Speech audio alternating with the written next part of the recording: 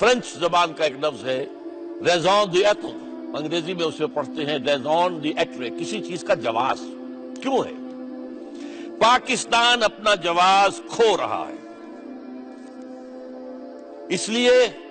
کہ یہاں اس نظام کی طرف کوئی پیش قدمی نہیں، کوئی پیش قدمی نہیں، جس کے لیے یہ سارا معاملہ چلا، جس کے لیے قائد اعظم نے 10 سال 37 سے 47 تک اسلام کی قوالی گائی، راگ الاپا، جس کی وجہ سے سن 46 میں مسلمانان ہند کی جو واحد نمائندہ جماعت ہونے کا مقام جو ہے مسلم لیگ کو حاصل ہوا، وہ کہاں ہے؟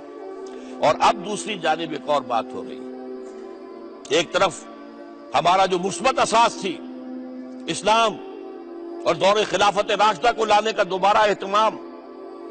ایک طرف وہ نہیں ہوئی، دوسری طرف اب امریکہ کے دباؤ کے تحت نارملائزیشن اور ہر ہندو کے دل میں ایک زخم ہے پاکستان کا، یہ نوٹ کر لیجئے گا، کتنی ہی محبت کرے، کتنا ہی روادار ہو، کتنی ہی میٹھی میٹھی باتیں کرے، لیکن اس کے دل کا ناسور یہی ہے، پاکستان، بھارت ماتا کے ٹکڑے، مقدس سرزمین بھارت۔ لہذا کوئی بھی انہیں موقع ملا، جیسے سن 1971 میں سبرامینیم نے جو رپورٹ لکھی تھی، جو گورنمنٹ کو کہا تھا کہ یہ جو مشرقی پاکستان کا معاملہ اس وقت ہے، this is the chance of the century, use it. اسی طریقے سے کوئی بھی موقع آیا، بھارت ول یوز اٹ، وہ پیچھے اس کے اندر کوئی بھی اس کی رکاوٹ نہیں ہوگی۔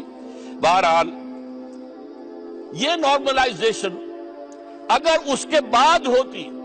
کہ ہم اپنی نظریاتی اساس کو مضبوط کر چکے ہوتے تو خوش آئند تھی، محبت کو کون برا کہے گا، خیر سگالی کو کون برا کہے گا، اچھے تعلقات کو کون برا کہے گا، آمد و رفت جو ہے ہونی چاہیے،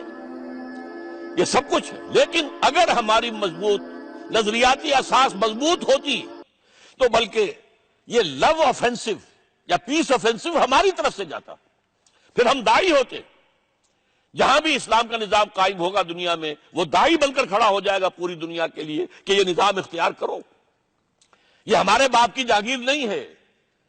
یہ رحمت للعالمین صلی اللہ علیہ وسلم کا دیا ہوا نظام ہے، یہ پوری نوع انسانی کے لیے رحمت ہے۔ لہذا ہم تو پھر دائی کی حیثیت سے، ہماری طرف سے دوستی کا پیغام ہوتا تو دائی کی حیثیت سے ہوتا۔ اس وقت جو کچھ ہے اس کا مطلب کیا ہے کہ پاکستان کی نگیشن ہو رہی۔ تو دوستوں امید کرتا ہوں کہ آج کی ویڈیو آپ لوگ ہماری اچھی لگی ہوگی۔ اگر آپ لوگ کو ہماری ویڈیو اچھی لگی ہو تو ہمارے چینل کو لائک کریں، سبسکرائب کریں اور زیادہ سے زیادہ شیئر کریں۔ شکریہ۔